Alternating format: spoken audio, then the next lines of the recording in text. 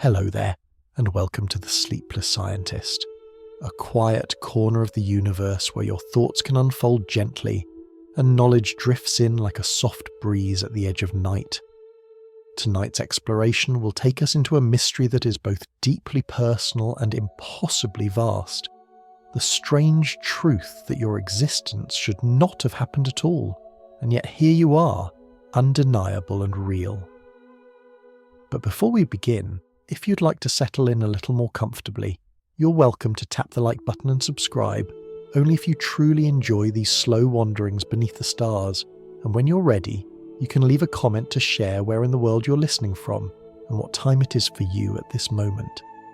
It's always a joy to see all the places we quietly gather from, each living in our own small slice of cosmic time.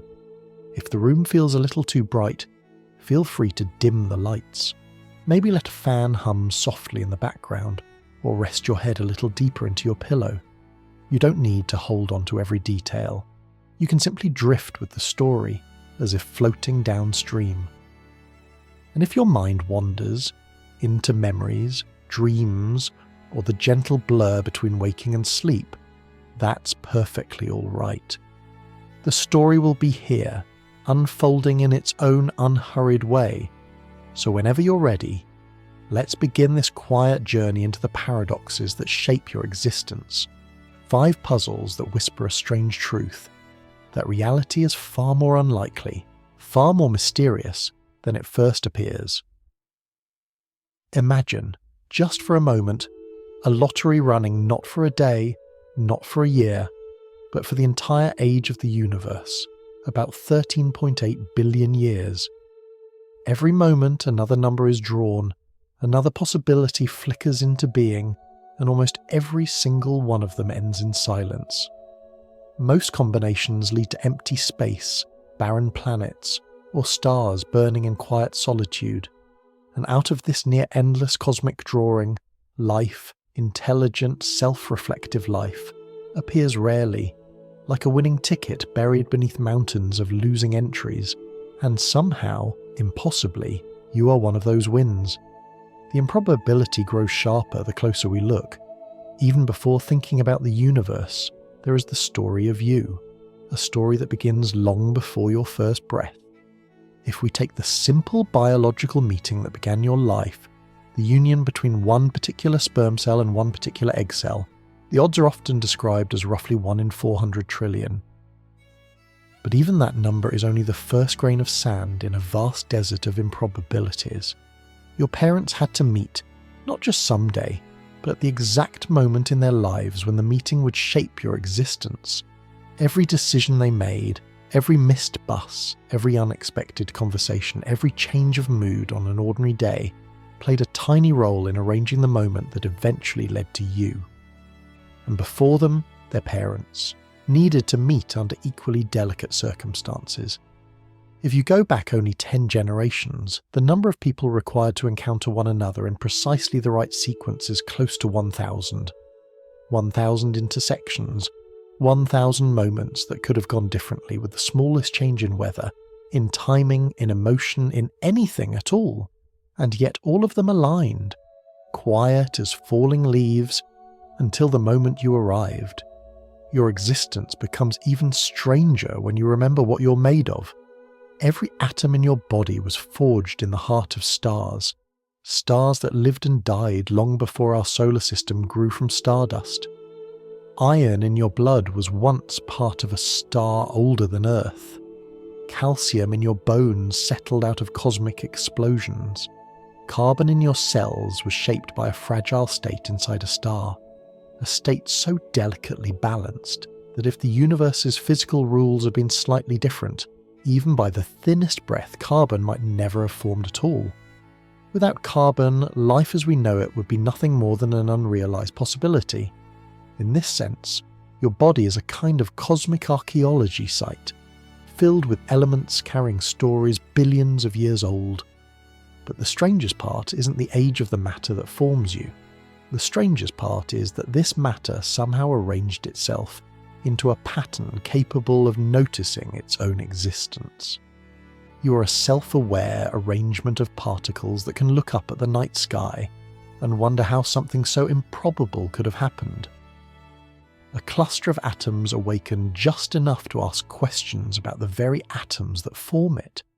And when you follow this chain of improbabilities backward, past your birth, past your family line, past the formation of Earth, past the birth of the sun, back into the swirling clouds of the infant universe, you begin to see how narrow the pathway to your existence truly was.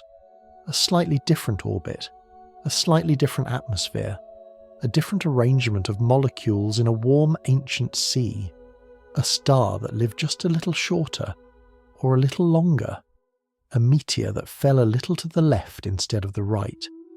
Remove any one of these steps, even a tiny one, and the chain might break. The story would unravel, and yet it didn't.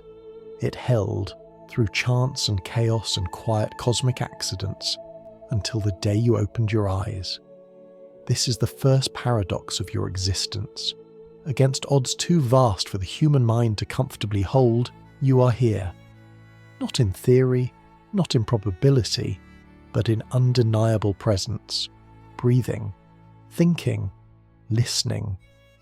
A conscious being in a universe that rarely produces consciousness at all.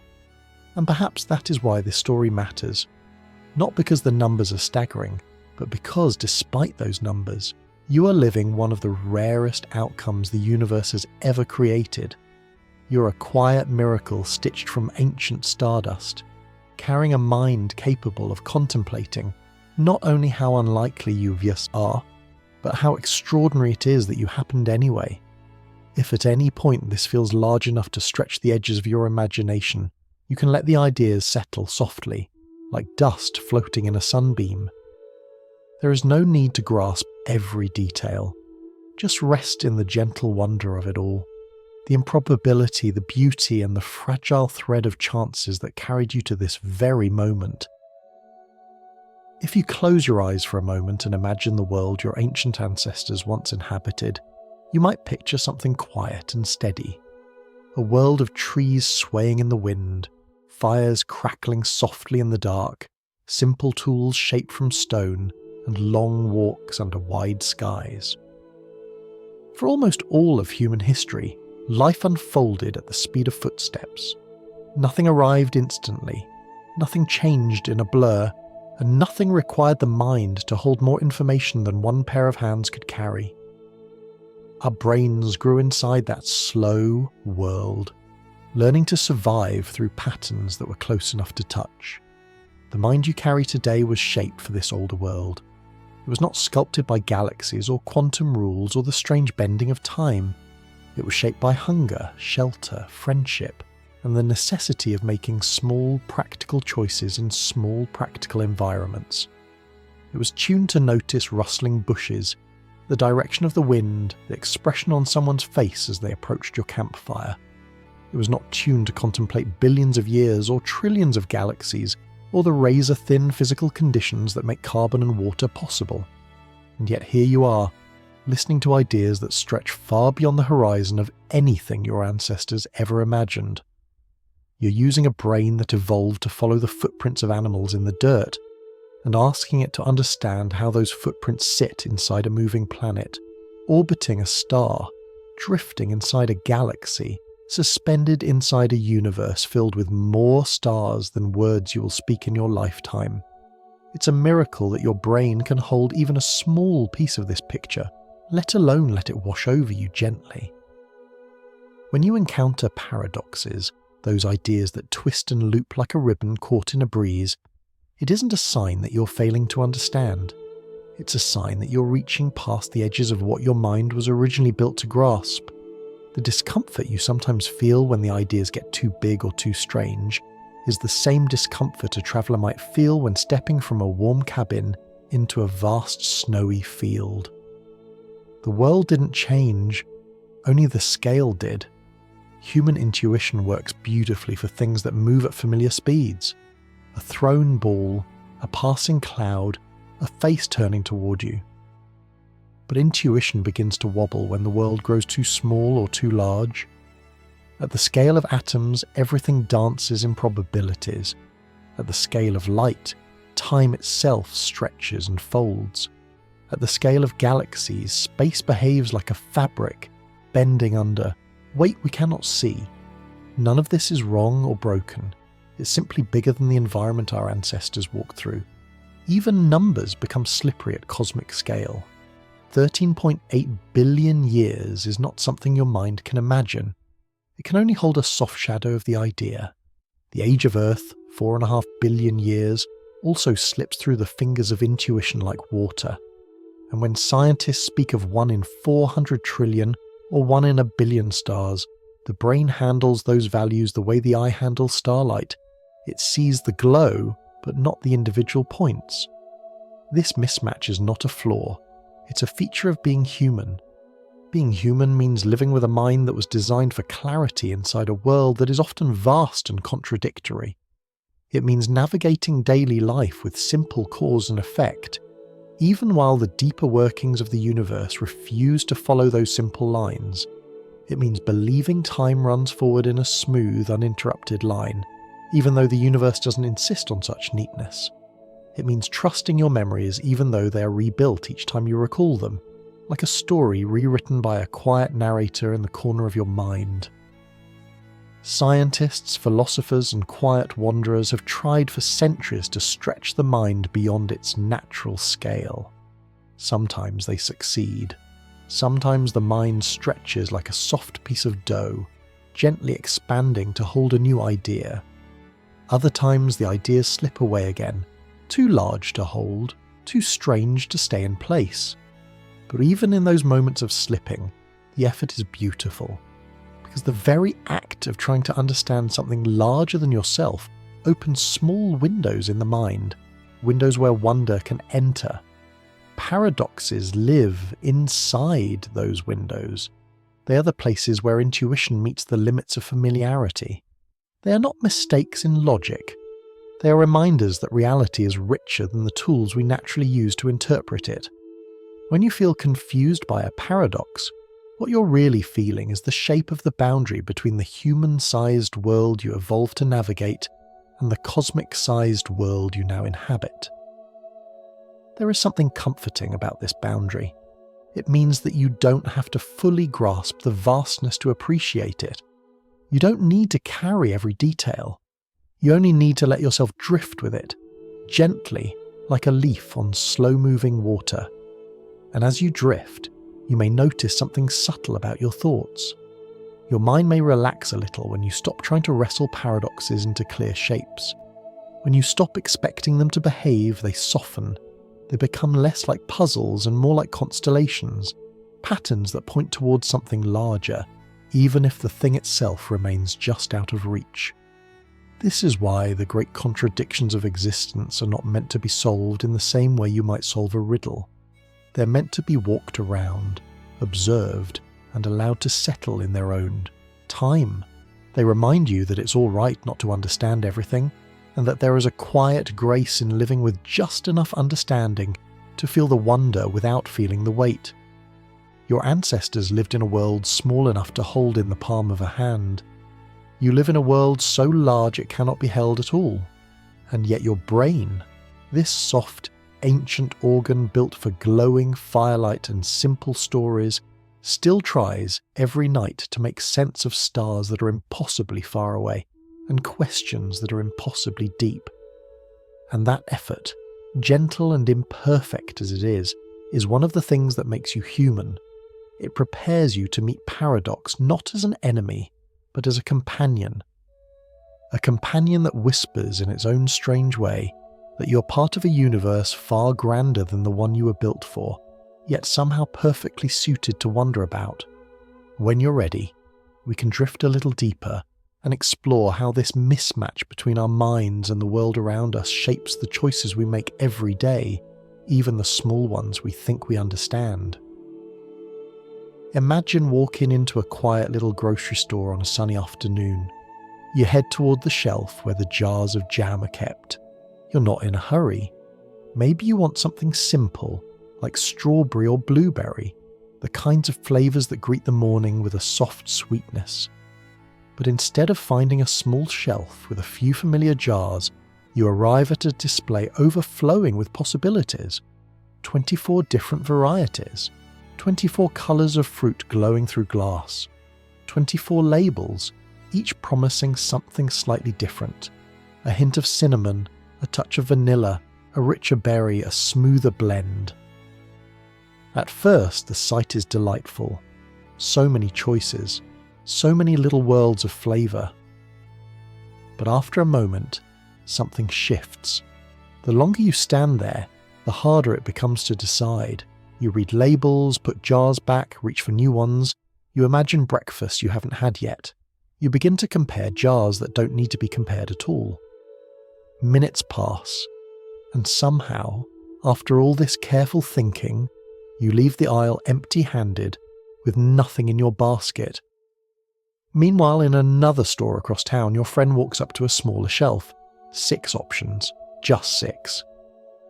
She glances at them briefly, picks strawberry, simple, reliable, familiar, and walks out 30 seconds later completely satisfied.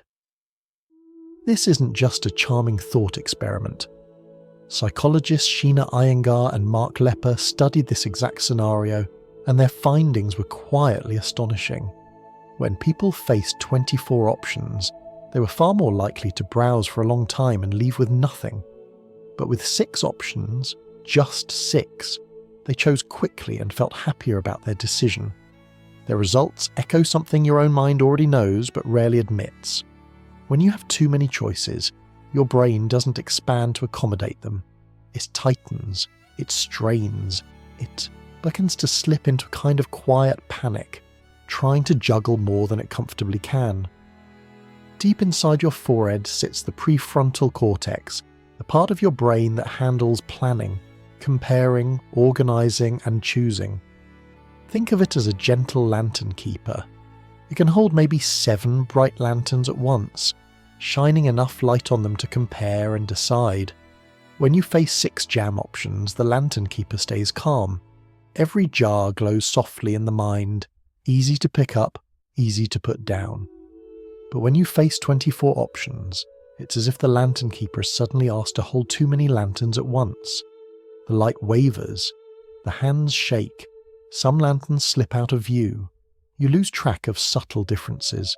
The comparison becomes cloudy, and in this mental fog, another part of the brain gently dims, the part that creates satisfaction. The more you search for the perfect choice, the less likely you are to feel good about any choice at all. It's a quiet irony. You work harder but feel worse. You try to be careful but end up overwhelmed. You look at more possibilities but enjoy fewer outcomes. It's as though abundance turns into a maze made of fruit and glass and tiny promises you can't quite evaluate. This feeling has a name: anticipated regret. It is the soft ache of imagining the choices you didn't make. The lingering whisper of, maybe there was a better one. The mind projects into possible futures where you picked a different jar, a different flavour, a different path. And because you can't see all those futures clearly, you fear choosing the wrong one. This small jam paradox is really a portrait of something larger. Every choice you face in life, whether it's about food or work or love, carries a shadow of imagined alternatives. And in a world of endless options, that shadow grows long and heavy. Modern life, with its vast digital landscapes, has magnified this effect beyond anything your ancestors ever faced. For most of human history, people made choices from a small circle of possibilities. You hunted from a few paths, cooked with a few ingredients, slept under a few familiar roofs, and chose partners from a community of perhaps 20 or 30 people. Faces you'd known since childhood, voices you'd heard around shared fires. Today, you can scroll through hundreds of possible partners in an hour, each face passing by in a stream that never truly ends, each one bringing a brief spark of maybe this one. And because the stream is infinite, you begin to believe that perfection is just one more swipe away. Even when you find someone kind, someone thoughtful, someone compatible, a quiet thought sometimes slips in. But what about the next person? The brain wasn't built for this. It wasn't built to compare hundreds of options or hold dozens of possibilities in its lantern-lit workspace. It wasn't shaped to evaluate strangers by the dozen under bright digital lights. When faced with too much abundance, the mind slips into a kind of paralysis. Not a dramatic, loud kind, but a soft, invisible one. The feeling of hovering over a choice without landing. The feeling of wanting something but never taking it. The feeling of choosing nothing simply because everything feels like too much. This paralysis doesn't only affect romance, it shapes decisions about careers, hobbies, travel, even small daily tasks. What show to watch, what restaurant to pick, what book to begin. And each time you hesitate, the anticipated regret grows a little stronger. The mind subtly begins to believe that choosing is the same as losing all the options you didn't choose. And so it waits, and waits, and waits, hoping that somehow the perfect answer will float up on its own. But here is the quiet truth hidden beneath the jam jars. Choices do not become easier when more appear. They soften when fewer are held close, when the lantern keeper of the mind has room to breathe, when only a handful of lights shine clearly enough to see. Life rarely asks you to choose among 24 flavors. Life asks you to choose among the few that truly matter to your heart. And sometimes the simplest, most familiar choice, the strawberry on the small shelf, is the one that fits your morning best. Not because it is perfect, but because it is enough. As we drift into the next idea, let this one linger gently. Abundance can feel like freedom, but true ease often lives in the quiet spaces where choices are few, clear, and close enough to touch. There's a quiet moment that happens in modern life, one you've probably felt before without fully noticing. It's the moment when you sit with your phone in your hand, scrolling through faces on a screen. Each face floats past like a small lantern drifting on a river at night, softly lit, briefly visible, then gone again. You look at one profile, then another and another. Smiles, biographies, shared interests, a picture taken on a beach, a picture taken on a mountain. Each one a tiny possibility of a life you haven't lived yet. And as these possibilities appear by the dozens, it becomes strangely harder to choose any of them at all. Your mind, shaped by generations of quiet living, was built to navigate a village-sized world. A world where you might know 20 or 30 potential partners in your lifetime, and each one came with a history. A voice you'd heard across a fire, a familiar silhouette carrying water at dusk, a smile exchanged in passing that grew into something warm and real. Choices like that were slow. They grew like plants. They took shape over seasons and stories, but today, the world arrives in a flood. Your mind is asked to evaluate more possibilities in 1 hour than your ancestors might have encountered in a decade. Each new option brings a brief spark of hope, the whisper of maybe this one. And because there is always another possibility waiting just beyond your thumb, the mind slips into a quiet sense of infinite potential, something that feels exciting at first and then gently overwhelming. This is not a flaw in your character, it's a mismatch between an ancient brain and a modern world. When options multiply too quickly, the mind does something subtle. It begins to chase an idea of perfection, a partner who matches every preference, every value, every dream, as though such a person might be waiting just one more swipe away. And because perfection glows so brightly in imagination, ordinary goodness becomes strangely hard to recognize. Even when you meet someone kind, thoughtful, sincere, a quiet question sometimes rises inside you. Is there someone even better just beyond this moment? Not because you're ungrateful or overly picky, but because your mind has been taught, almost without noticing, that more choices must mean better choices. But the truth is gentler and very different. When possibilities become infinite, satisfaction often becomes finite. And not because anything is wrong with the people you meet, but because abundance stretches the mind's expectations wider than reality can fill. This quiet stretching has a deeper effect than most people realise. It doesn't just shape your decisions, it shapes your sense of self. Each time you scroll through hundreds of possibilities, you encounter subtle reflections of who you might be. A profile of someone adventurous might make you imagine yourself hiking cliffs at sunrise. A profile of someone introspective might make you picture long conversations in quiet rooms. Every possibility invites a slightly different version of you to the surface, and in this shifting, your identity becomes more fluid than before. You aren't changing rapidly in the physical sense. Your hair, your voice, your gestures remain the same, but the landscape of who you believe you could be begins to widen.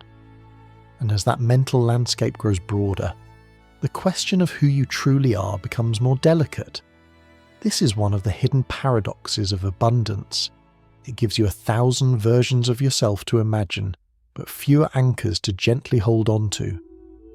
You begin to drift among possibilities of identity without ever settling long enough to feel solid.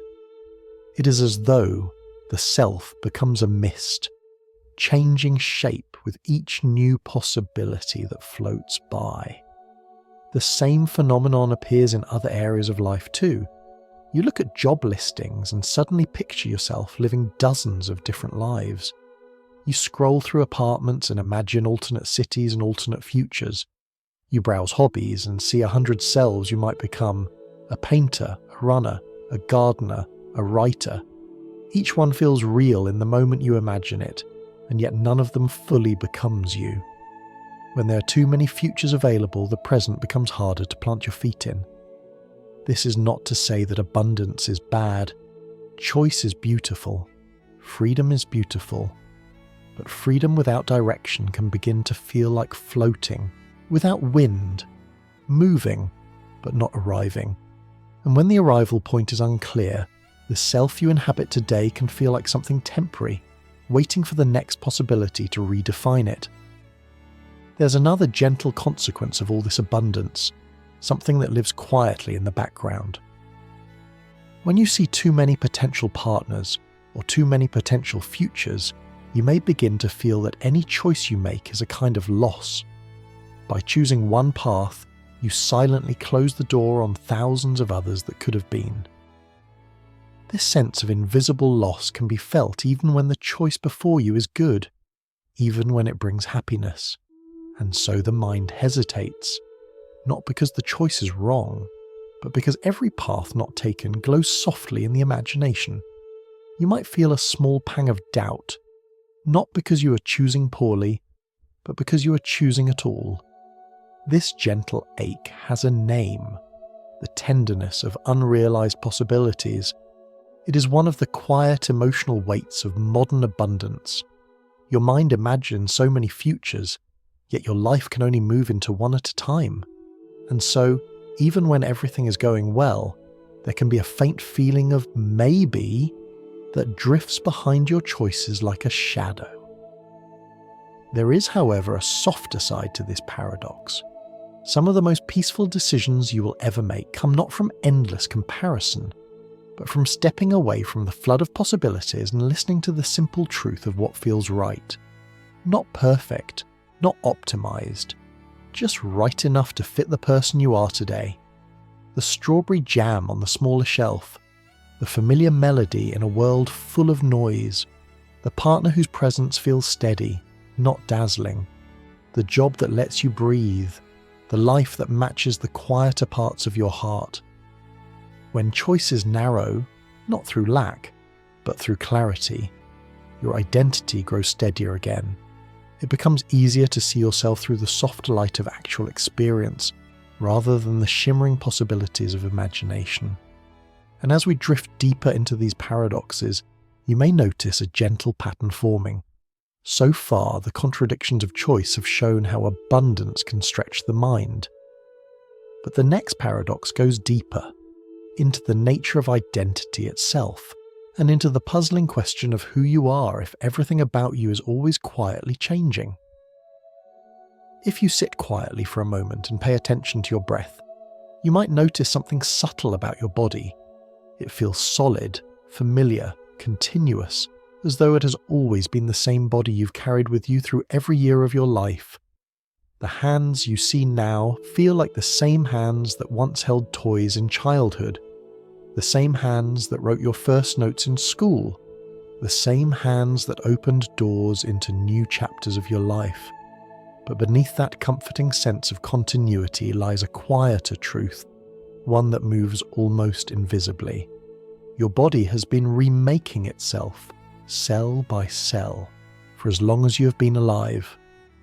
Some parts renew quickly. The surface of your skin replaces itself every few weeks.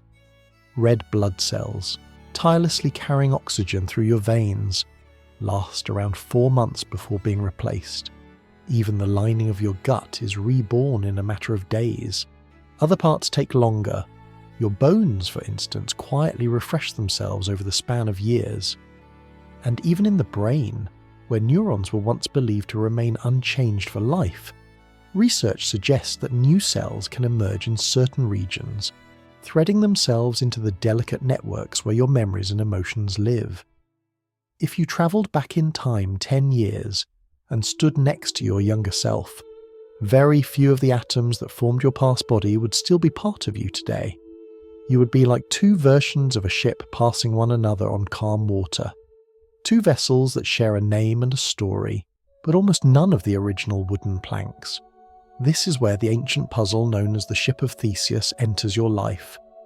Not as a story about boats and boards, but as a quiet echo of your own existence. The original tale is simple. A wooden ship, once owned by the hero Theseus, stands in a harbour. Over many years, waves, storms and sun gradually wear down its planks. Sailors replace one board, then another, until eventually every part of the ship is made of new wood. Philosophers asked, is it still the same ship? Some said yes. The ship's identity lived in its form, its purpose, its story. Others said no. The original materials were gone, replaced by new ones. But then a twist deepened the puzzle. Imagine someone secretly collected all the old planks, the worn mast, the splintered boards, the weathered railings, and rebuilt the ship somewhere else. Suddenly there were two ships, one made of the original pieces, one made of entirely new ones. Which one, if either, was the true Ship of Theseus? The answer feels slippery. Both possibilities seem right, and both seem wrong, forming a loop of reasoning that refuses to settle. And this loop is not confined to ships. It unfolds quietly inside your own life. Because if your entire body changes piece by piece, over days and years, what anchors the story of you? How does the self remain intact when its building blocks keep drifting away? Think for a moment about the journals you wrote years ago, or the text messages you sent long before today. If you read them now, they may feel like little fossils of a person you used to be. That earlier version of you had different fears, different hopes, different ways of understanding the world. They laughed at different jokes. They worried about things that no longer seem important. They believed ideas you no longer hold, and yet you remember being that person. The threads of memory connect you across time, even as the planks beneath your feet continually change. Memory is often described as a kind of mental recording, but that image isn't quite right. A recording plays back the same way each time. Memory does not. Each time you recall an event, the brain reconstructs it, adding details, fading others, blending emotions and impressions. The simple act of remembering changes the memory itself, like a painter adding new strokes to a canvas each time they return to it. By the time you remember something from childhood, you may be remembering a memory, shaped again and again by the person you've become. Even your personality, the part of you that feels most stable, shifts across the years. Research shows that people in their 40s often become more patient, more careful, more grounded than they were in their 20s. Openness to new experiences tends to gently decrease as time passes, while traits like responsibility grow quietly stronger. These transitions can be so slow and natural that you barely notice them. Yet, if the younger version of you walked into the room right now, there might be a moment where you both felt like strangers meeting for the first time. This gradual drifting raises a tender question: if the person you once were barely resembles the person you are now, and if both bodies were built from mostly different atoms, what exactly stays the same? Perhaps it's not one thing. Perhaps identity is not a fixed object, but a gentle continuity. Like a boat at sea, repaired between journeys, always moving, always changing. It remains itself not because its parts never shift, but because it maintains a direction, a story that unfolds through time, carried forward by memory, experience, and the simple act of being aware. There is a quiet beauty in this. You're not trapped by who you once were. You're not limited to the shape you carried 10 years ago. And at the same time, you're not cut off from your past selves. They are the planks that carried you to this moment, even if many of them have since been replaced. The Ship of Theseus reminds you that identity is not a puzzle to be solved, but a mystery to be lived within. A mystery where the boundaries between who you were and who you are dissolve softly, like ripples blending into the surface of the sea. You remain yourself not because nothing changes, but because everything changes in a way that feels like a single unfolding journey. And as we drift deeper into this journey, the next question arises naturally, like a quiet tide. If slow, gentle change can reshape who you are over time, what happens when we bend not just the self, but the timeline itself? If you've ever opened an old journal or scrolled back through messages from years ago, you may have felt a soft, almost unsettling sensation. You read the words on the page, knowing they came from your own hand, your own thoughts, your own emotions. Yet the person behind those words feels strangely distant. You can remember being them, but you can also sense that you're no longer that version of yourself. It's as if you are reading the diary of a distant relative, someone with the same face and the same name, but different storms inside their mind. That gentle distance is the first clue that memory is not the anchored, reliable recording we sometimes imagine it to be. It is not a library of perfect snapshots stored carefully in the mind. Instead, it is more like a theatre stage where scenes are rebuilt each time the curtain rises. Every time you remember something, a birthday, a conversation, a disappointment, an adventure, your brain recreates the moment using fragments of feelings, impressions, words, and images. And with each reconstruction, tiny changes appear, almost invisible, but always present. Researchers sometimes describe this process as reconsolidation, but you don't need the technical term to sense what it means. Memory is a story retold, not a video replayed. Like a painter returning to the same canvas over and over, adding new strokes, softening old ones, never producing the exact same picture twice. The memory becomes shaped by the person you are today, not the person you once were. This is why childhood memories often feel dreamlike. They've been reconstructed so many times, passing through so many versions of you, that the original events become intertwined with the meanings you have added to them. The way you tell those stories changes as you do. And in this shifting, a quiet truth emerges. Your memories are not just about the past. They are living reflections of who you have become. Your personality evolves in similar ways, slowly, gently, invisibly. People sometimes believe that personality is fixed, like a stone statue carved early in life, but studies following individuals across decades reveal a different picture. Somewhere between your 20s and your 40s, many traits change in predictable patterns. You may become more patient, more thoughtful, more responsible, and sometimes a little less impulsive or less hungry for novelty. The spark of curiosity remains, but it softens. The eagerness for risk lingers, but it becomes tempered by experience. These changes happen so gradually that you rarely notice them day to day.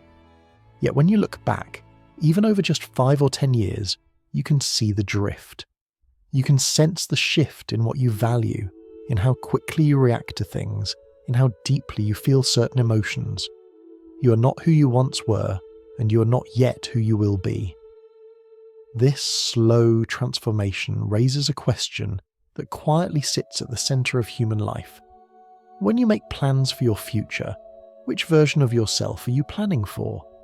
The one you are today, holding your current preferences, your current dreams, or the one you will become 5 years from now, who may feel entirely different? Think of the last time you set a long-term goal. Maybe you imagined saving for a home, or pursuing a degree, or changing careers, or travelling somewhere far away. The you who set those goals may not be the same you, who eventually reaches them. The older version of yourself may wake up one day and wonder why a dream once felt so urgent, or why a fear once felt so heavy, or why a choice once felt so inevitable. This is the long-term planning paradox. You make decisions for a future self who does not yet exist, and who may not want what you want today. And yet, you still try. You still plan. Because that is how the thread of your life moves forward. By trusting the person you are now to take care of the person you will become, even if you and that future version will someday feel like two different individuals with shared memories. Relationships face a similar paradox, but with an added twist. In any long partnership, friendship, family, romance, two people are changing at the same time. Both are drifting slowly, like two boats anchored near each other on a gentle tide. Most days, the movement is so slight you barely notice it, but over years, the currents carry you both into new waters. You're still tied together, still facing toward one another, yet the view from each boat changes little by little. You might laugh at different things. You might find new interests, new habits, new wounds, new strengths. And the question becomes, how do two people remain close when they are always becoming someone new? The answer isn't found in perfect synchronization. It's found in the willingness to keep rediscovering one another, to listen as if hearing someone's story for the first time, even when you've heard it 100 times before. It's found in patience, in curiosity, and in the gentle acceptance that change is not an obstacle but a natural rhythm of being alive. All of this, shifting memories, evolving personalities, drifting identities, might sound like it threatens the idea of a consistent self, but in a softer light it reveals something much more comforting. You're not trapped by your past selves, nor are you stuck carrying their choices forever. You're a fluid, living, self-renewing story. Not a statue, but a river. Not a fixed shape, but a pattern that remains recognizable even as the water flowing through it is always new. This pattern, this gentle continuity, is what lets you say, I, with confidence, even though countless changes have occurred beneath the surface. It is the thread that runs through your life, the awareness that observes, the memory that adapts, the personality that grows, the voice that remains somehow yours. And yet, if slow internal changes can quietly reshape who you are over years and decades, what happens when the changes become sharper, stranger, more difficult to map? What happens when the timeline itself, the very stage beneath your story, begins to twist? If identity can drift simply from the passing of days, what happens when time itself refuses to move in a straight line? These questions, soft and mysterious, lead us toward one of the most peculiar paradoxes ever imagined. A paradox where causes chase their own effects, where the past becomes tangled with the present, and where the simple act of moving backward through time threatens the delicate thread that holds your identity together. When you're ready, we can step gently into that paradox and see how it unfolds. Imagine standing on a quiet street just after sunset. The sky has turned a soft shade of blue, and the air is warm enough to feel familiar. You're holding a small device in your hand, something that looks simple, almost harmless. But this device, in our gentle thought experiment, allows you to step backward in time. Not far, just a few decades. back to the years before you were born. You press a button, the world folds around you, and suddenly you're no longer in your own time. You find yourself in a world still recognizable, yet quietly changed. Older cars on the road, softer colours on the billboards, a kind of silence beneath everything, as though you've entered a memory rather than a place. You walk through this earlier world until you see a young man, your grandfather, not yet a father, not yet a husband, simply a person moving through his own life with no idea of what the future holds. You don't intend harm, maybe you only wish to observe, but perhaps during this observation an accident happens. Or perhaps you speak to him in a way that nudges him toward a small decision that shifts his path. Maybe he walks left instead of right. Maybe he returns home later than he meant to. Maybe he never crosses paths with the woman who would later become your grandmother. In that delicate moment, a strange question blooms quietly. If your grandfather never meets your grandmother, then your parent is never born. And if your parent is never born, then you, standing here now in the past, should not exist at all. And yet, here you are. This is the heart of the grandfather paradox, an impossibility wrapped inside a moment that feels almost ordinary. A paradox where cause and effect chase one another in a loop, each one undoing the other, like a ribbon twisting back on itself until you can no longer find the beginning. If you truly succeeded in preventing your own birth, then you would never be alive to travel back in time in the first place. But if you never travelled back in time, then nothing prevented your birth, which means you could exist again. And the loop begins once more, circling endlessly with no place to land. Time travel stories have tried to soften this knot in different ways. Some imagine you slowly fading as the timeline shifts, like a photograph losing colour. Others create branching worlds, one where your grandparents meet, one where they don't, each timeline continuing on its own path. And sometimes, in gentler tales, everything circles back perfectly. You were always meant to be here in the past, and the things you do were always part of the original story. But these stories, as comforting or imaginative as they are, serve mainly as warm blankets draped over a deeper contradiction. They help us picture the paradox, but they don't truly untie it. The knot remains, quiet and unbroken. The core of the paradox rests on something simple, our intuition about cause and effect. We grow up trusting that events follow one another in clear, orderly sequences. A ball falls because you let go of it. A seed grows because you water it. A conversation happens because two people meet. But time travel complicates this simple sequence. It creates loops where the future influences the past, and the past influences the future, until the two weave tightly together like threads in a tapestry. Imagine time as a long, straight ribbon. In everyday life, you walk along it from left to right, from past to present to future. But in time travel, that ribbon can twist, it can fold, it can even loop, forming a circle where the end touches the beginning. Now imagine trying to walk along a ribbon shaped like that. You would start moving forward, only to find yourself returning to a place you'd already been. And every step you take would influence every other step, even the ones behind you. In physics, the problem grows heavier. Equations that describe light, motion, and gravity sometimes suggest that under very specific conditions, closed loops in time might be possible, at least in theory. These loops are called closed time-like curves, though we won't use that phrase again. Instead, imagine a path through time that bends enough to meet itself, a cosmic cul-de-sac, a circle where stepping forward brings you back to the same moment again. If such paths were real, even in microscopic scales too small for human travel, then the question becomes, how does the universe protect itself from contradictions? One idea, explained in gentle terms, is that reality might have built-in guardrails. In this view, any action that would create a paradox simply cannot succeed. Not through magic or force, but through subtler twists of circumstance. Perhaps if you tried to prevent your grandparents from meeting, something would always intervene. A missed step, a distraction, a sudden change of mind. Not because the universe is hostile, but because it has a quiet bias toward consistency. Another idea suggests that if you change the past, you wouldn't be altering your own history.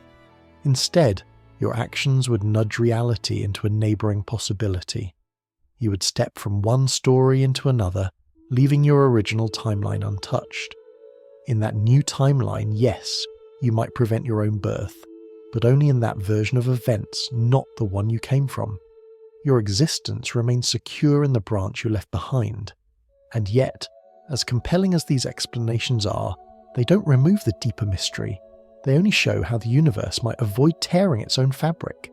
They do not explain why time feels so rigid to us, why we cannot remember the future the way we remember the past, or why our lives seem to flow forward with such unwavering direction. Perhaps the most humbling lesson inside the grandfather paradox is not about breaking reality, but about recognizing our limits. No matter how much we regret the past, or long to return to it, the past remains sealed. Its doors do not open, not even a little. But the present, the moment you are living right now, is fluid. It responds to your choices, your hopes, your fears, your tenderness. And the future, though it cannot reach back to rewrite yesterday, remains sensitive to the smallest steps you take today. Time travel in this sense becomes a mirror more than a machine. A reminder that while you cannot undo what has already happened, you still hold the gentle power to shape what comes next. Not through loops or jumps, but through presence, through intention, through the quiet way you move through your own unfolding story. And as we drift forward, something interesting happens. The idea of time loop stops feeling like pure science fiction and starts to feel closer to everyday life. Because paradoxes of cause and effect can appear even without time machines, tiny ripples where predictions shape outcomes, and outcomes reshape the predictions that created them. Those loops live among us already, waiting to be noticed, soft and subtle as echoes returning before the sound that created them has fully faded. There is something almost comforting about thinking of time travel as something that only happens in distant science fiction. Machines humming with impossible energy, glowing portals, swirling tunnels made of light. In that imaginary world, paradoxes feel far away, neatly sealed inside stories where consequences remain safely contained. But in the quiet spaces of everyday life, there are moments when cause and effect twist just enough to remind us that time does not always behave as simply as we expect. Not because we can travel backward through it, but because the future can lean forward and brush against the present in subtle, almost invisible ways. To see this, imagine standing outside a bank early in the morning. The sun has barely risen. People are walking calmly, coffee cups in hand, going about their routines. Now imagine that a rumour begins to spread, softly at first, then with increasing urgency. Someone whispers that the bank might be in trouble, that withdrawals might soon be limited, that perhaps it would be wise to take out your savings while you still can. Nothing has actually happened yet. No money has vanished. No official announcement has been made. The only thing that exists is a prediction, a worry about something that could happen in the future. And yet, within a short time, people begin to line up outside the bank. More and more join them, not because the bank has failed, but because they fear that others fear it will fail. Before long, the crowd grows dense, emotions tighten, and the bank finds itself overwhelmed. Withdrawal requests pour in. Cash, reserves shrink, and suddenly the bank really is in trouble, not because of anything it did, but because the fear of collapse created the collapse itself. In this gentle, very human way, the prediction becomes the cause. The imagined future steps into the present and shapes it. What was once only a whisper becomes a reality precisely because people believed it was already on its way. This pattern appears in many corners of life. Consider the stock market. A financial expert on the news predicts that a company's shares might fall soon. Investors see the warning, worry, and begin to sell. The selling pushes the stock price downward. Others see the dip and fear it will drop further. They sell too. The price falls again. Within hours or days, the prediction that the stock might fall becomes the reason it does fall. The forecast becomes the engine. And in elections too, this strange loop appears. Polls predict one candidate is leading by a comfortable margin. Some voters feel their participation is unnecessary. They assume the outcome is already written.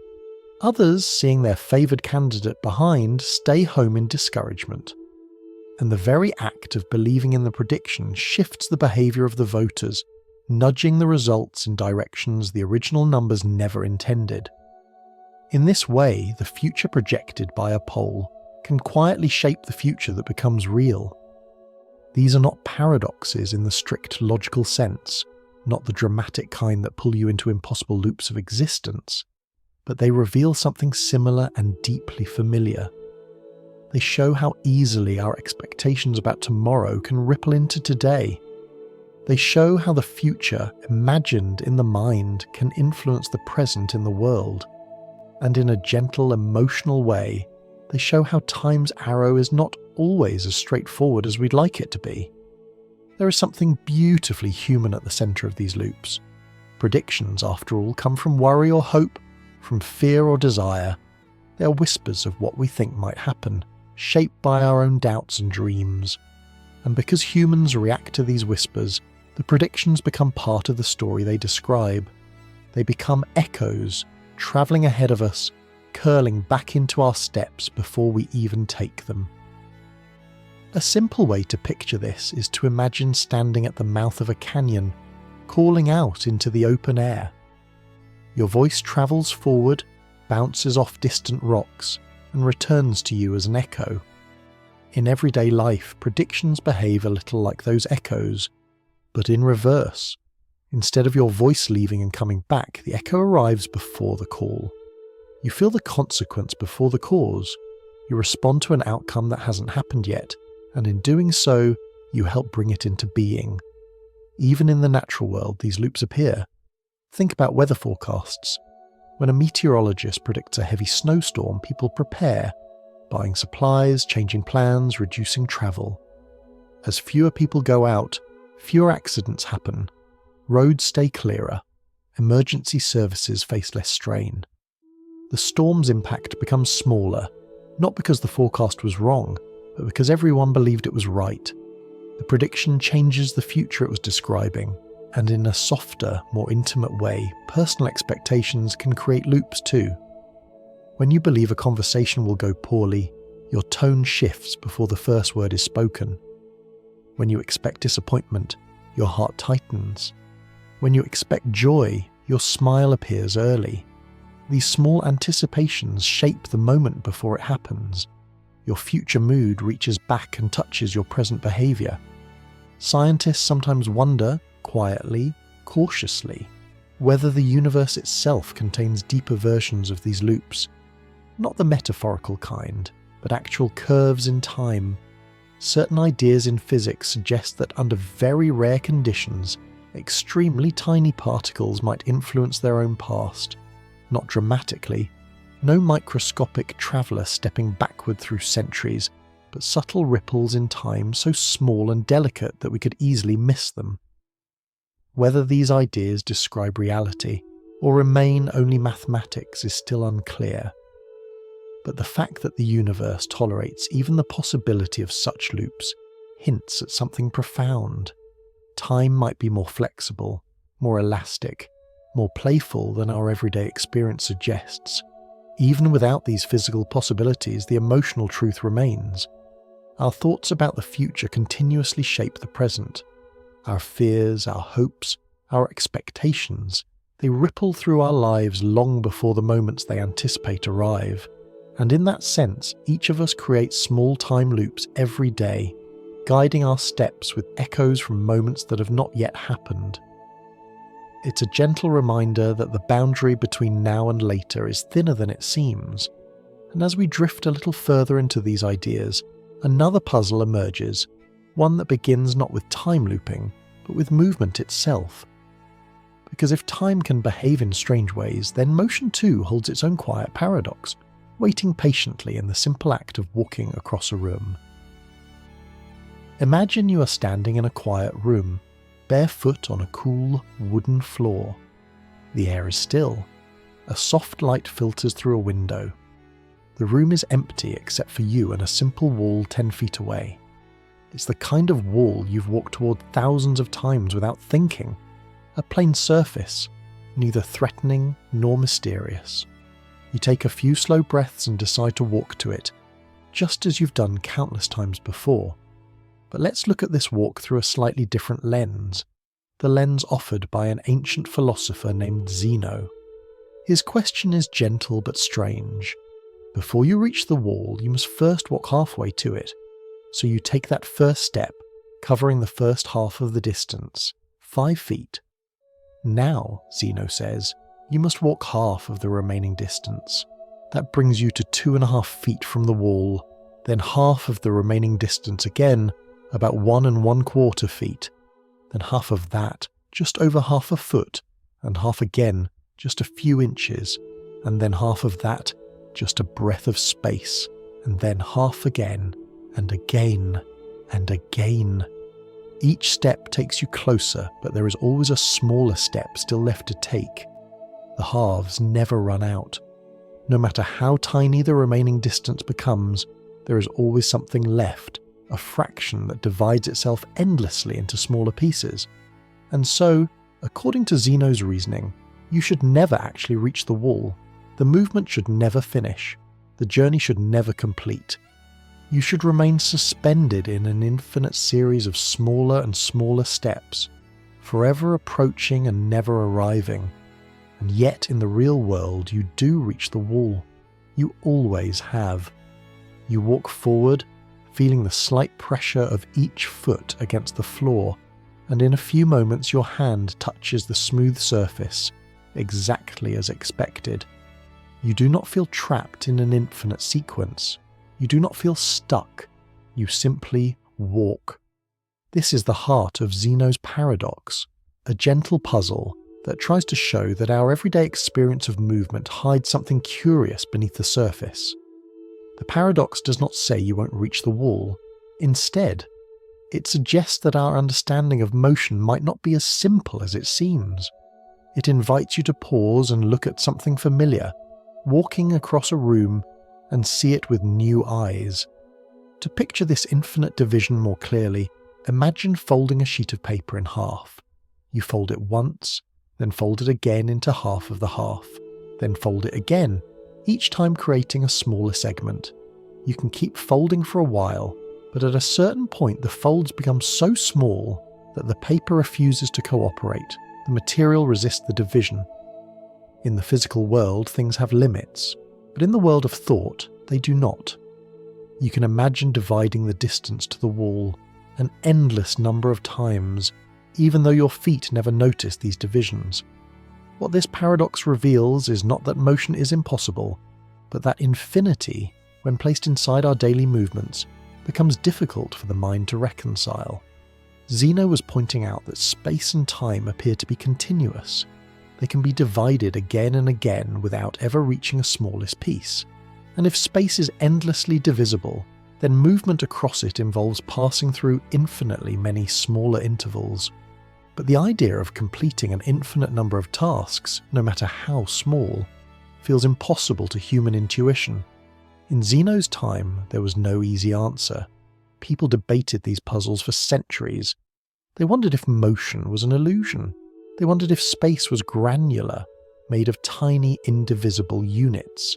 They wondered whether the mind's difficulty with infinity meant infinity itself was the problem. For a long time, the paradox stood like a quiet stone in the river of philosophy, noticeable, unmovable, and quietly unsettling. But in the modern world, we understand something that Zeno did not have access to. We understand that an infinite sequence of ever smaller distances can still add up to a finite total. We understand that a journey made of endlessly shrinking steps can still end. But the fascinating thing is that this understanding does not come from intuition. It comes from mathematics, from a way of looking at the world that the brain did not evolve to grasp naturally. Without using formulas or symbols, imagine pouring water into a line of cups. The first cup holds half of all the water, the second cup holds half of the remainder.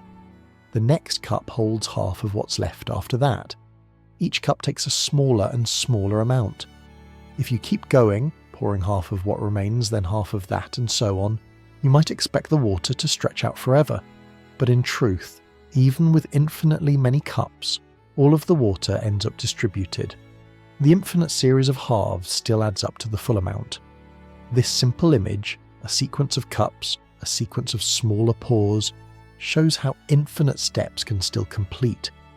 It's a soft, intuitive way of understanding something that once felt impossible. And yet, even with this explanation, there is still a quiet strangeness in the fact that you can walk across a room and feel nothing infinite about it. Your brain does not break the movement into fractions. Your feet do not pause at each halfway point. Your experience of motion is smooth, continuous, seamless. The paradox lives in the difference between experience and explanation, between what we feel and what we reason. It reminds us that the world we live in is not the same as the world we imagine in our minds. The world in thought is infinitely divisible, but the world under our feet feels whole. In this way, Zeno's paradox becomes something gentler than a contradiction. It becomes an invitation to notice the quiet magic in simple things. The next time you walk toward a wall or a door or a person you love, you might briefly remember that your movement contains an infinity hidden inside it, an infinity you never feel, an infinity that never slows you down. And yet you arrive all the same. This is the beauty of paradox. It opens a doorway into wonder inside the simplest actions. And as we drift onward, what waits ahead is the realization that movement becomes even stranger when we look at it not through distance but through time, when going fast enough can cause time itself to stretch, bend, or soften in ways the mind never evolved to imagine. If you look at your phone while walking, you might notice a small number glowing on the screen, your current speed. Or if you glance at the dashboard of your car, a needle rests at a precise point, telling you exactly how fast you're moving at this very moment. Your fitness tracker shows your pace, your GPS app estimates your arrival time, and even the tiny location dot that shifts across your map updates in real time, responding to your movement with near magical accuracy. But beneath this familiar stream of numbers lies something quietly astonishing. These technologies depend on the same ancient puzzle that insisted you should never reach the end of a room. Zeno's paradox, whispered 2,500 years ago, didn't just raise questions about movement, it planted the seeds for the mathematics that now powers everything from satellites to smartphones. To see how, imagine pouring water again, as we did in the last session, but this time picture a long, smooth line of cups stretching in front of you.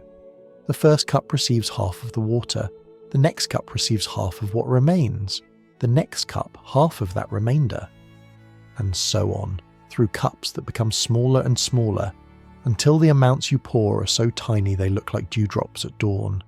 Even though the cups stretch on forever in your imagination, the total water remains finite. It all fits neatly, without spilling past the final rim. This image, simple as it is, carries the heart of something profound. The idea that infinitely many shrinking steps can still add up to a complete journey. And once you accept that, you can begin to describe motion not as a mystery, but as something that can be measured, even in its smallest moments. Now imagine trying to measure the speed of a car at a single instant. Speed, as we normally define it, is distance divided by time. You travel a certain number of miles or kilometers over a certain number of hours or minutes. But what does it mean to know your speed right now, in a moment so thin it contains no measurable time at all. How can distance be divided by a time that has no duration? To find this instantaneous speed without using formulas or symbols, think of a camera taking a series of photographs at shorter and shorter intervals. At first, you take one picture every second. From those photos, you can see how far the car travelled in each second. Then you take one picture every half second, then every quarter of a second, then every eighth of a second, and so on, each time slicing the moment more finely, approaching something very close to a true instant. As you shrink the time window, the change in position becomes smaller and smaller, but the ratio between the two, how far you've moved in how short a time, approaches a number that feels stable, a number that begins to settle quietly, like a bird resting on a wire. That number is your instantaneous speed. Your car's computer performs this shrinking process continuously, faster than you could ever imagine. It looks at how far you've moved over brief slivers of time, 1 second, then smaller fractions of a second, until it settles on a value it can display. Your GPS does something similar using signals from satellites thousands of miles above Earth, calculating shifts in position again and again, in intervals so tiny they might as well be whispers. This continuous shrinking, this approach toward a moment of no time at all, is exactly the kind of reasoning Zeno hinted at without having the tools to complete. What Zeno lacked was the idea of a limit, the notion that even though a process continues indefinitely, it can approach a final value that never changes. That idea, thousands of years later, became the foundation of calculus. Calculus is just a word, of course, a soft sound that carries centuries of thought. But the ideas behind it now live inside your phone, inside your car, inside your smartwatch. They guide airplanes, stabilize satellites, predict weather, and help spacecraft navigate the quiet regions between planets. All because someone long ago wondered how you could move through infinitely many halfway points and still reach the wall. Imagine standing at a beach, watching waves roll onto the shore. You can see the movement, but you cannot isolate the exact moment a wave becomes foam or the exact instant the tide shifts direction. The motion is real, but hard to slice into discrete parts. Calculus gives us a way to describe that soft, continuous motion, not by chopping it into tiny pieces, but by letting the pieces shrink toward nothingness until they form a seamless flow. Zeno's paradox suggested that movement involves infinitely many steps. Calculus gently replies, yes, it does, and the sum of those steps can still be perfectly finite. Movement is not a chain of discrete hops. It is a smooth unfolding of position over time, and when understood this way, even the paradox becomes a source of clarity rather than confusion. This understanding leads us into a deeper and stranger truth. Motion does not simply carry you from one place to another. When you move fast enough, motion shapes time itself.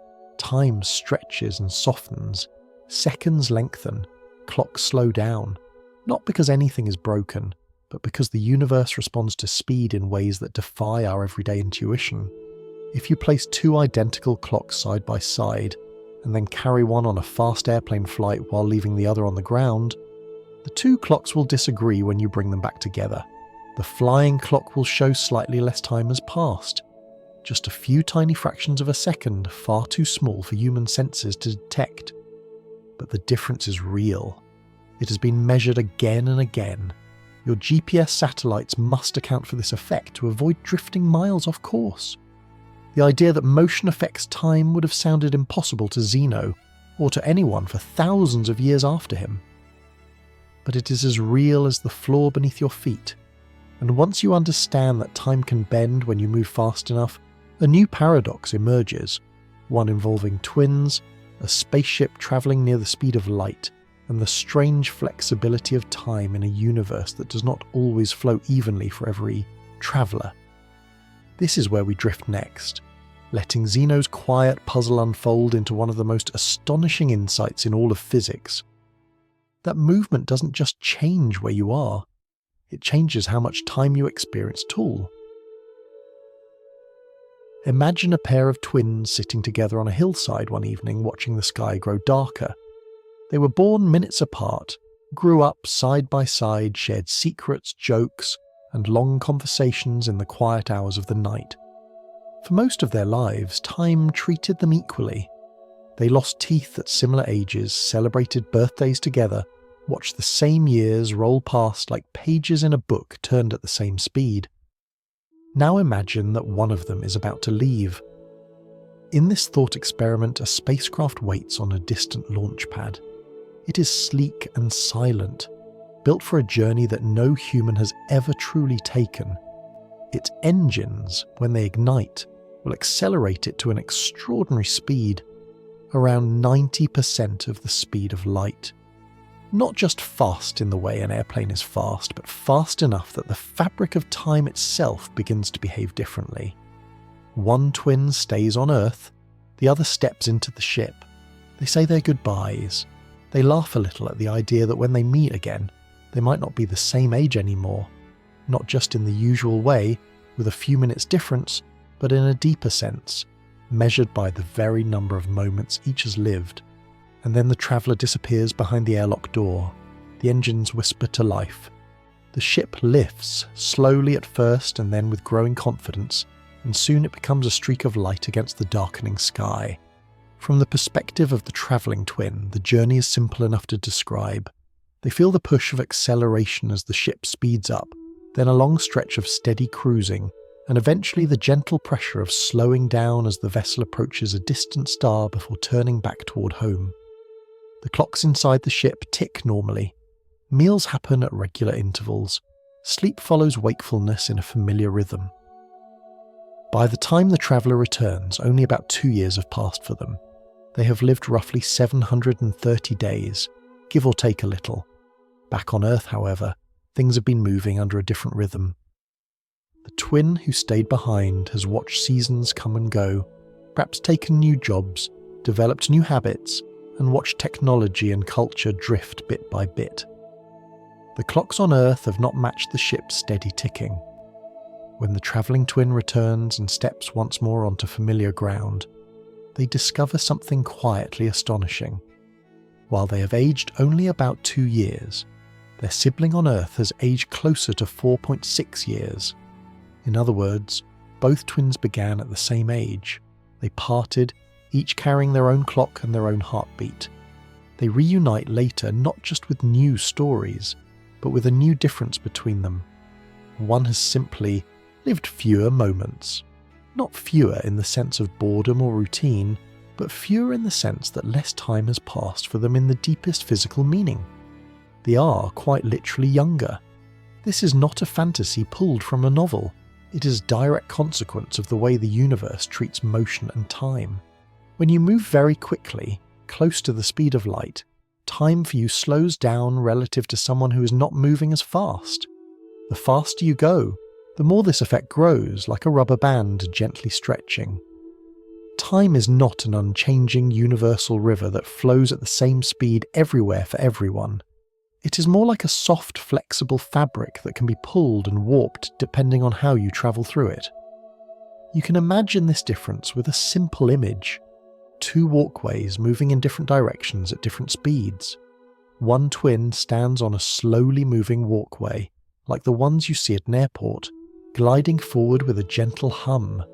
The other steps onto a walkway that moves much faster. From the point of view of each person, they are just standing there, not doing anything remarkable. The ground beneath them is doing the moving. But if you watch from above, you see that one twin is carried much farther in the same amount of clock time than the other. Now imagine that the walkways do not just change where you are in space, but how quickly time passes for you. The faster walkway not only carries you farther, it also stretches out your seconds, makes them longer. You experience fewer moments while others live more. When the 2 of you step off and stand side by side again, you find that one has taken a shorter journey through time than the other. The twin paradox, as it is sometimes called, is less a true paradox and more a test of how far our intuition can stretch. At first glance, it seems to break logic. If motion is relative, shouldn't each twin see the other as moving and therefore aging slower? But the situation is not perfectly symmetrical. The twin on Earth stays in one steady frame of motion, resting on the planet's surface. The travelling twin accelerates, turns around, and decelerates, changing frames in a way the Earthbound twin never does. That difference breaks the symmetry, and with it, the illusion of contradiction. No equations are needed to feel the emotional weight of this. The idea that two lives, born almost in the same breath, can diverge simply because one of them chose to move differently through the universe is quietly profound. Time is no longer just a background against which life happens. It becomes something personal and intimate, something that responds to your path. And this effect is not limited to imaginary twin journeys to distant stars. It happens in tiny amounts every day. Astronauts on the International Space Station, orbiting Earth at high speeds, return having aged ever so slightly less than their counterparts on the ground. The difference is so small it can only be measured with very precise instruments, but it is there. Their passage through time was just a little slower. As you imagine the twins meeting again on that hillside, one carrying a universe of experiences from a journey near the speed of light, the other carrying years of life on Earth, the strangeness of their reunion points to a deeper question. If time can bend so easily, if two people born together can end up with different amounts of lived time, what does that mean for identity, for memory, for the thread that connects you to your own past and future? The universe seems to be saying that your life is not just a path through space, but a path through a flexible, living fabric of time. And the way you move, even in subtle ways, can change how much of that fabric you touch. If you step outside in the early morning, when the light is still soft and the world hasn't quite found its full brightness, you might feel as though time itself is a gentle, steady companion. It moves with you as you walk. It hums quietly alongside your breath. You sense it flowing around you like an invisible river, smooth and continuous. It feels even, predictable, like something that never changes its pace. And yet, hidden beneath that calm surface, time is not as rigid as it seems. It stretches, bends, and shifts in ways that our everyday senses never reveal. You don't need a spaceship travelling at 90% of the speed of light to meet this elastic nature of time. You encounter it simply by living on Earth, moving through a world filled with gravity, motion, and quiet distortions that slip unnoticed into your daily life. Imagine driving along a highway on a long open stretch of road. The engine hums, the scenery drifts past, and you settle into a steady speed. As far as your experience goes, you're sitting still inside the car. The world outside is doing the moving.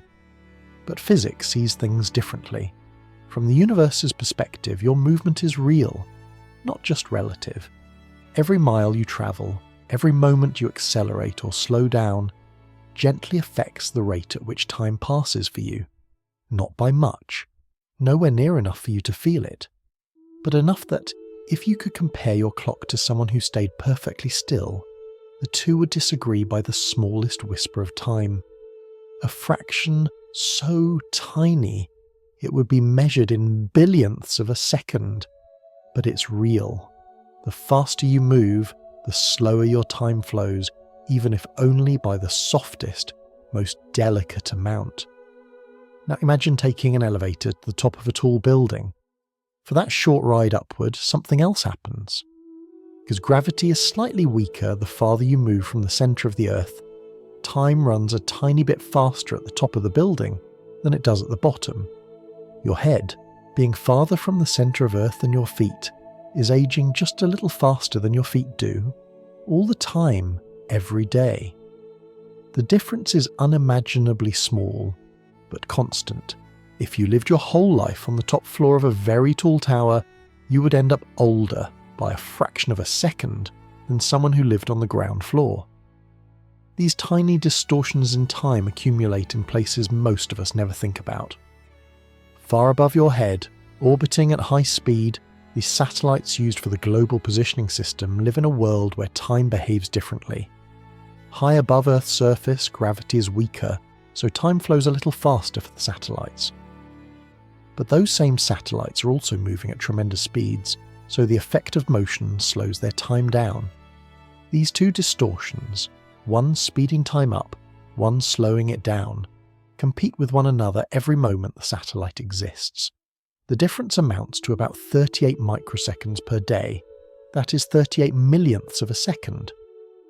If GPS satellites didn't account for these distortions, the navigation system on your phone would drift by miles each day. Your map would think you were across town when you were only around the corner. Without Einstein's insights into elastic time, modern navigation simply would not work. But perhaps the most surprising part of all this is not the technology or the physics. It is the realization that time is not universal. There is no master clock hanging above the universe, ticking evenly for all of us. Instead, each person, each object, each beam of light carries its own clock, shaped by its motion and the gravity that surrounds it. If you and a friend walk side by side, time treats you almost the same. Almost. But if one of you runs while the other walks, the runner experiences time ever so slightly more slowly. If one of you climbs a hill, time flows ever so slightly faster for the climber. If one of you sits in an airplane flying through the sky, while the other stays at home, the traveller's seconds stretch just a bit longer. So small, so imperceptible, yet undeniably real. This gentle stretching raises a deeper question that rarely surfaces in everyday life. If each person lives in their own version of time, what does it mean to share experiences? To grow older together? To imagine a future with someone when the flow of time itself refuses to be identical? Perhaps the answer lies not in trying to force time into one universal rhythm, but in accepting that time is a landscape, a terrain through which each of us moves, shaped by our paths, our choices and our surroundings. Two people may walk through the same meadow, but one may step on soft grass while the other follows a slightly different line, brushing against wildflowers or stones. They reach the same destination, but the details of their journey differ. Time dilation, in this everyday sense, does something similar. It reminds us that even when we walk side by side, our lives are made of slightly different rhythms. You and someone you love may share years together, but each of you measures those years through a slightly different flow of seconds, shaped by your movements, your environment, and the subtle distortions of gravity. It also raises a quiet identity question, one that echoes the paradox we explored earlier with the travelling twins. If a person experiences fewer moments, fewer heartbeats, fewer neural firings, are they younger in some deeper sense? Does the number of moments lived contribute to who you are, just as memories and experiences do? Or does identity sit somewhere else entirely, untouched by the slow bending of time? These questions do not need immediate answers. They exist like stars on the horizon, guiding softly without insisting on conclusions. What matters more is the wonder they evoke, the realization that the universe does not grant us identical experiences of time, yet still allows us to meet each other in shared moments of connection.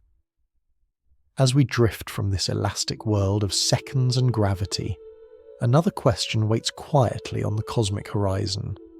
If something as intimate as time can bend, stretch, and soften, then what about the larger question of life itself? If time is flexible on the scale of moments, how flexible is the universe when it comes to the existence of minds like ours? And in that question lies the doorway to one of the most mysterious puzzles ever imagined. If the universe is so vast, so full of stars and planets and possibilities, then why does it seem so quiet? Where is everyone else? If you step outside on a clear night and look up, you might feel a comforting sense of quiet. The sky seems peaceful, steady, unchanging. A dark ocean filled with distant lanterns that flicker from unimaginable distances. Each star seems like a solitary companion, shining in its own patch of sky. minding its own quiet existence. But behind that stillness lies a truth almost too large to fully grasp. Our galaxy alone is home to around 100 billion stars. Picture that number not as digits on a page, but as grains of sand slipping through your fingers on a wide, dark beach. Every grain a star, every star a sun. And scattered across the observable universe are not just a few galaxies like ours, but an estimated 100 billion of them. Each galaxy with its own ocean of stars, its own possibilities for planets, its own quiet chances for life to arise. Even if intelligent life were incredibly rare, so rare that it formed on only one out of every billion stars, our own Milky Way should still be carrying around 100 civilizations. 100 distant minds, scattered among the spiral arms, each perhaps wondering the same thing you do now. Who else is out there? And that is a conservative estimate. The truth is, astronomers have found that planets are common, not rare. There are worlds with thick atmospheres, worlds with liquid oceans, worlds warmed by faint suns, worlds locked in eternal twilight. Many of these planets orbit in what scientists call the habitable zone, where temperatures could allow water to remain liquid. A gentle cradle for chemistry to begin exploring itself. When you stand beneath the night sky, you're not looking at a lonely cosmos. You're standing inside a universe overflowing with opportunities for life. If even a small handful of those worlds developed beings capable of thought, capable of tools, capable of curiosity, then the galaxy should be full of signals, stories, and whispers from civilizations that bloomed long before ours. Some stars in our cosmic neighborhood are billions of years older than the sun. If intelligent life emerged near those ancient stars, it could have had billions of years, billions to grow, expand, explore, and leave footprints in the galaxy. To understand why this is so mysterious, imagine a civilization far older than ours building a starship that travels at just 1% of the speed of light. 1% sounds slow compared to science fiction, but it is still unimaginably fast, fast enough to circle Earth in minutes. Even at that tiny fraction of the light speed, a civilization could cross the entire Milky Way in around 10 million years. And 10 million years, in cosmic terms, is like the blink of a cosmic eye. If even one civilization had ever begun such a journey long ago, the galaxy should now be filled with signs of their passing, modified stars, engineered planets, messages drifting across space, or technologies far beyond our understanding. And yet, when we listen, we hear silence. No broadcast signals, no engineered structures, no footprints of ancient travellers, nothing that whispers, "We were here." This silence, resting heavily against the mathematical expectation of abundance, forms the heart of the Fermi paradox. The question of why a galaxy that should be overflowing with neighbours feels instead like a quiet, endless night. There's an emotional side to this paradox too.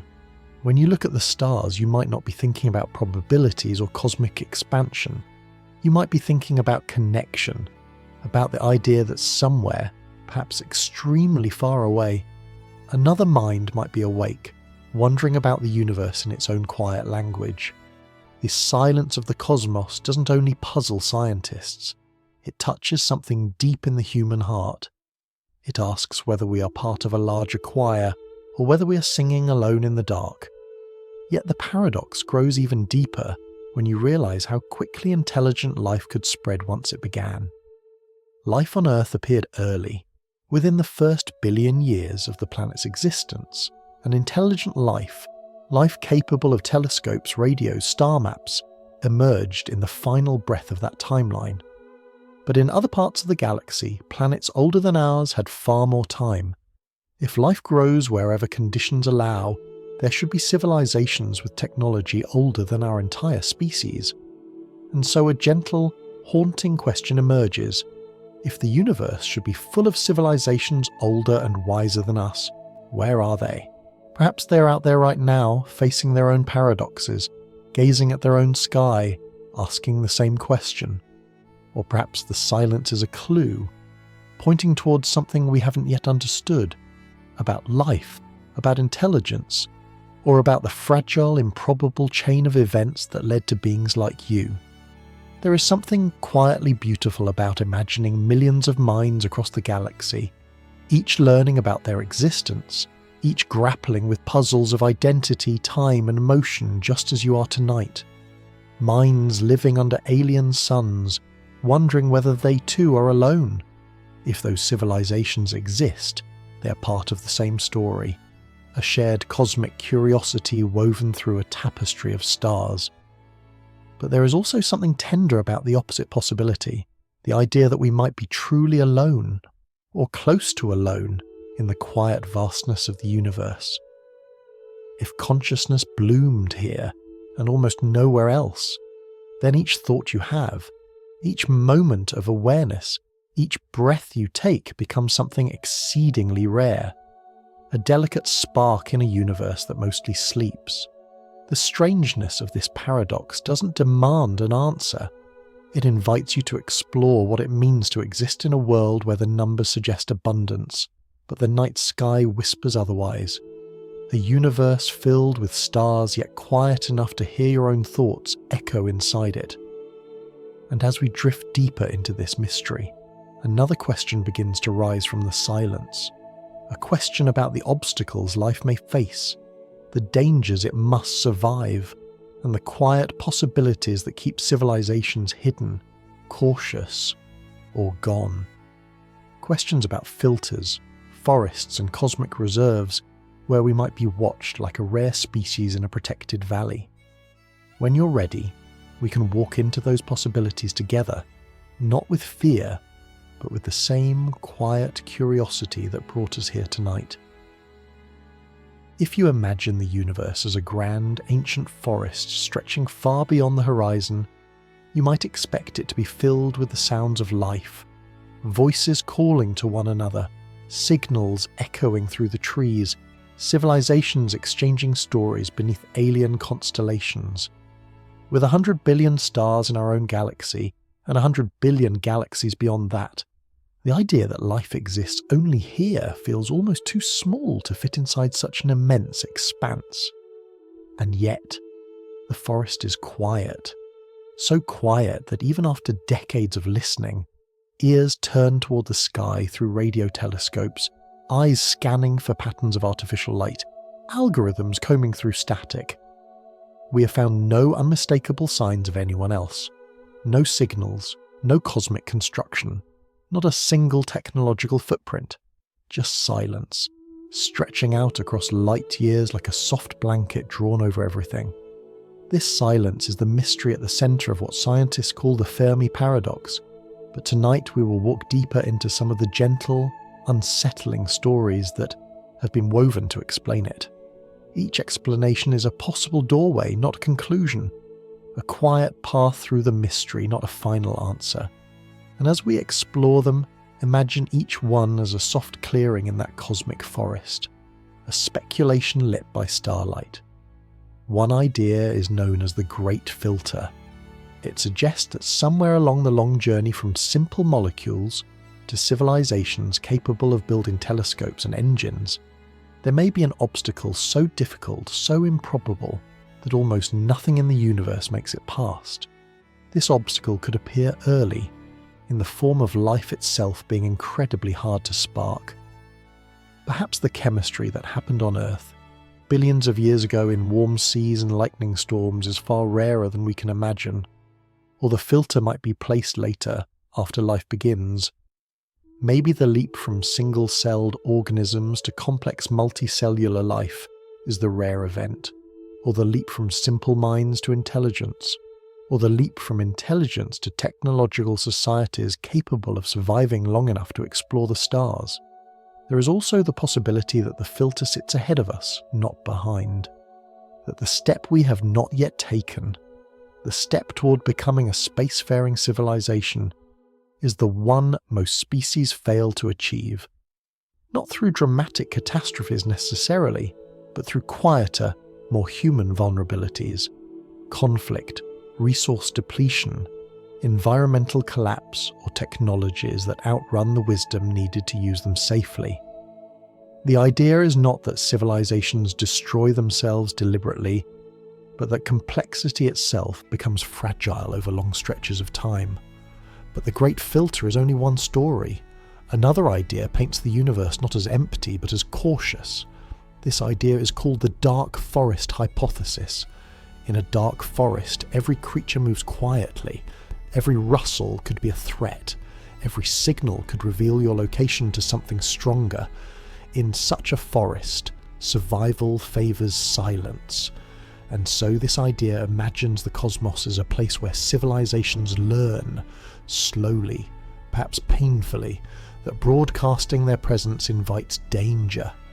They do not speak, not because they are not there, but because they have learned not to call out. This is a somber story, but it does not require malevolence. It requires only the possibility of unknowns. If a civilization has no way to predict the nature or intentions of others, quiet becomes the safest option. And from our perspective, listening across the dark, we hear only silence. Then there is the zoo hypothesis, a gentler idea. It suggests that perhaps advanced civilizations do exist, but they are keeping their distance, observing us the way scientists might observe a rare and delicate species in a protected habitat. Maybe Earth sits inside a kind of cosmic preserve, watched from afar by eyes old and wise enough to understand that interference would disrupt our natural development. Not a prison, not an experiment, just a quiet respect for the early stages of intelligence. In this view, the silence is not hostility, it is patience. Some thinkers imagine another possibility, that advanced civilizations choose to retreat inward rather than expand outward, not by disappearing, but by building vast digital worlds within their own systems, realms of thought and simulation so rich and complex that exploring physical space no longer feels necessary. If a civilization can design entire universes of experience, filled with beauty and meaning, why travel the cold distances between stars? Their absence would not signal extinction. It would signal contentment inside their own digital horizons. And finally, there is the possibility that humbles many who think deeply about this paradox, the idea that perhaps we truly are alone, or nearly alone, that the chain of accidents, improbabilities, and fragile conditions that led to life on Earth is so rare that it may not have happened anywhere else within the reach of our telescopes. If that is true, then consciousness, the ability of the universe to look at itself through your eyes, may be a phenomenon so delicate and unlikely that it exists here and nowhere else. It is a strange thought, a lonely one, and yet it carries a soft beauty. If we are indeed the only beings learning to understand the stars, then your existence becomes something astonishingly precious. Every thought, every dream, every act of kindness becomes a rare event in a universe that mostly sleeps in darkness. You're a quiet flame in an ocean of night. What all of these explanations share, whether they imagine danger, caution, protection, or solitude, is the same emotional echo, an invitation to consider your place inside a vast, mysterious cosmos. Not with fear, but with a gentle awareness of how extraordinary it is to be conscious at all. How improbable it is that atoms swirling in ancient stars now reflect upon themselves through the lens of your mind. The silence of the universe does not answer the paradox, it deepens it. It reminds you that the story of life, even if it is small on the cosmic stage, is filled with wonder. And whether we are surrounded by countless civilizations, or whether we are the first flicker of awareness in the early morning of the universe, the fact that you are here, thinking, listening, imagining, is something remarkable. And as the night sky stretches above you, you may feel that paradox settle quietly into your thoughts. The universe feels empty, yet your existence within it is full of meaning. Many civilizations could exist, yet tonight you hear only the sound of your own breath. Whether we are part of a vast chorus or a solitary voice, the silence reminds us of the fragile beauty of being alive. When you're ready, we'll bring all these paradoxes home, into your life, your identity, your breath, and explore how to live gently inside a world full of contradictions.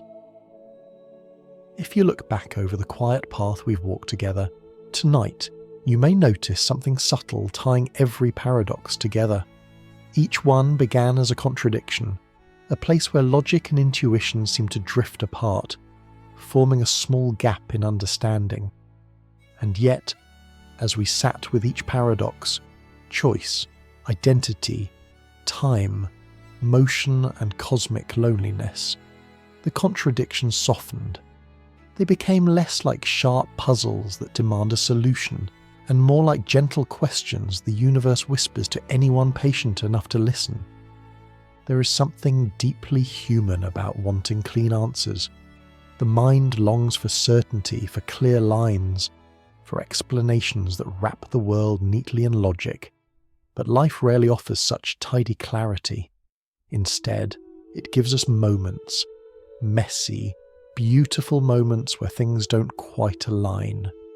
Moments where the heart wants one thing while the mind hesitates. Moments where the past feels close but unreachable. Where the future feels near but uncertain. Where our choices mean both freedom and fear. Moments where we know ourselves, yet also feel like strangers to our past. Paradoxes are often described as problems to be solved, but perhaps they are really invitations. Invitations to stand at the edge of our understanding and look beyond it, without expecting the world to shrink itself to fit our intuition. Think about the paradox of motion. Zeno suggested that you should never reach the end of a room, that the journey to a simple wall contains an infinity too tangled to cross, and yet you cross it every day, with steps that feel whole and seamless. Your body moves confidently through a world that, in thought experiments, seems impossible. This is not a contradiction. It is a reminder that human experience is richer than the abstractions we use to describe it. Or consider the paradox of identity. You're not the same person you were 5 years ago or 10 years ago. Your body renews itself. Your memories rewrite themselves. Your personality drifts like a slow tide. Yet you feel continuous. You can look at an old photograph and say, "That was me," even though almost everything about you has changed. You can love someone through their many versions because something deeper than the physical self remains. Something like a current moving through time, shaping and reshaping itself with every passing season. The paradox of time adds another layer. Two twins born in the same moment can age differently simply by choosing different paths through the universe. Time itself stretches around them, flowing faster or slower depending on their motion. And yet we all live moment by moment, each second feeling solid and familiar, never hinting at the elastic nature hiding beneath it. Time bends, but experience feels steady. Both are true. And then, of course, there is the silence of the cosmos. Numbers suggest that life should be everywhere. Logic suggests we should see signs scattered across the night sky. But our telescopes hear only a soft, eternal quiet. This silence can feel lonely or awe-inspiring depending on the light in which you see it. Maybe it means we're alone. Maybe it means others are cautious. Maybe it means the universe is far more mysterious than our imagination can reach. The paradox does not confine us. It expands the space in which wonder can grow. When you place all these contradictions side by side, something gentle emerges. They point toward an important truth. Reality does not bend itself to fit the simplicity we expect. And maybe it doesn't need to. Maybe the role of a human life is not to demand consistency from the universe, but to make peace with its complexity. You might picture this acceptance as a kind of dance, a graceful weaving between certainty and uncertainty, between what you understand and what you feel. A dance where stepping forward does not require total clarity, Only trust. Trust that the floor beneath you will hold. Trust that the story continues even when you cannot see around the next bend. Trust that your life can be meaningful even when the universe offers no definitive answers. Maybe that is why paradoxes appear so often in philosophy, in physics, and in the quiet corners of our personal lives. They remind us that being alive means holding many truths at once. That you can be small in the cosmic sense, yet enormous in the emotional one. That you can fear choices while still embracing them. That you can change continuously, yet remain yourself. That you can live in a universe with silent skies and still find connection in the people around you. Paradoxes give you permission to breathe inside uncertainty. They remind you that not everything needs to be solved for you to feel grounded. Sometimes it is enough to observe, to feel, to reflect, to let the questions expand inside you without rushing to collapse them into neat answers. There's a gentle comfort in knowing that you are made from contradictions. You're both fragile and resilient, both temporary and connected to ancient stars that lived billions of years before you, both a single person and a collection of many versions of yourself, both aware of your insignificance in the scale of the cosmos and aware of your irreplaceable importance to the people who love you. To live well inside a paradox is not to fight it, but to soften into it, to let its edges round out over time, like a river smoothing a stone. Over years, the contradictions that once frightened you begin to feel familiar, even beautiful. The mystery becomes a companion, walking beside you. The unknown becomes a space where curiosity can rest. And perhaps this is the quiet wisdom the paradoxes have been pointing toward all along. You do not need to solve the universe to live a meaningful life. You do not need to understand every contradiction to feel whole. You were never meant to have all the answers. You were meant to experience, to grow, to wonder, to love, and to let yourself evolve with each passing moment. As we move gently toward the end of this journey, we'll bring these threads together and let them settle into a final truth, one that has been quietly weaving itself through every paradox we've explored. That you, with all your impossibilities, are the universe's most beautiful contradiction. If you sit quietly for a moment, right where you are in whatever room holds you tonight, you might begin to notice something you usually overlook: the rise and fall of your breath, the pulse resting beneath the surface of your skin, the soft hum of your thoughts drifting from one idea to another. These simple sensations, so familiar they often go unnoticed, contain something astonishing. They are proof that you exist, that you are here, alive, aware, and listening. And if you trace the story of your existence backward far enough, that simple fact becomes one of the deepest paradoxes the universe has ever produced. Across the vast expanse of cosmic time, 13.8 billion years of unfolding stars, colliding galaxies, and drifting planets, you are a moment so unlikely that no equation can capture your rarity. The number of things that had to go right for you to sit here tonight is beyond comprehension. Your ancestors meeting at just the right times, your cells dividing in exactly the right ways, your thoughts forming from electrical signals dancing across networks inside your brain. Even the stars themselves had to forge the elements of your body long before Earth existed. And yet, somehow, impossibly, all of those fragile events aligned. They aligned not just once, but in a delicate chain that stretches farther back than memory, farther back than history, farther back than human imagination can comfortably hold. That chain leads directly to you. There is no other version of it in the entire universe. You are, in the most literal sense, a cosmic improbability made real. But what makes you extraordinary is not only that you exist, it's that you can reflect on your own existence. You can wonder about it. You can feel its weight, its mystery, its tenderness. You can contemplate the paradoxes we have wandered through together, the impossibility of choosing among too many options, the shifting nature of identity, the elastic fabric of time, the infinite puzzle of motion, and the quiet loneliness of a universe that should be full of neighbours but seems to whisper only silence. Most of the universe is made of things that simply are. Stones resting in riverbeds, stars burning out their long lives, clouds drifting without thought. But you are made of something else entirely. You are made not just of matter, but of awareness. And awareness, by its very nature, creates paradox.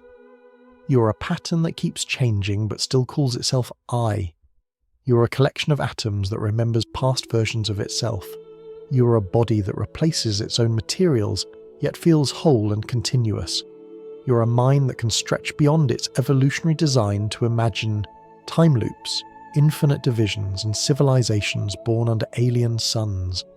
You are small compared to galaxies, but infinite compared to the quiet spark that began your life. You are fragile, yet capable of holding questions larger than stars. You are both insignificant and irreplaceable, both temporary and timeless, both improbable and undeniable. Sometimes people worry that acknowledging their smallness in the universe means diminishing their meaning, but the opposite is true. Meaning does not come from size, it comes from presence, from attention, from the simple, miraculous fact that the universe has arranged itself into a shape capable of noticing the darkness between the stars, feeling awe in its own heart, and yearning for connection even when the night is quiet. Your life is not a mistake in the universe's logic. It is an expression of it, one of its rarest expressions. Think about everything you carry inside you. Memories that have been retold so many times they have softened into story. Feelings that rise and fall like tides. Dreams you've held since childhood and dreams you haven't discovered yet. Moments that shaped you without warning. People you've loved. People you've lost. Choices that changed you. Choices you're still trying to understand. All of these exist inside a single mind, held together by a thread so delicate it feels as though a whisper could break it. And yet, it holds. Your identity, fragile and fluid as it may be, is a flame that has survived countless winds. The body that supports it is a vessel rebuilt continuously, replacing old parts with new ones in an unending cycle. The memories that give it texture are stories that reshape themselves every time you recall them. The experiences that guide it are stretched and squeezed by subtle distortions in time. And still, through all this, there is a you who listens, a you who feels, a you who wonders, a you who drifts between paradoxes with grace.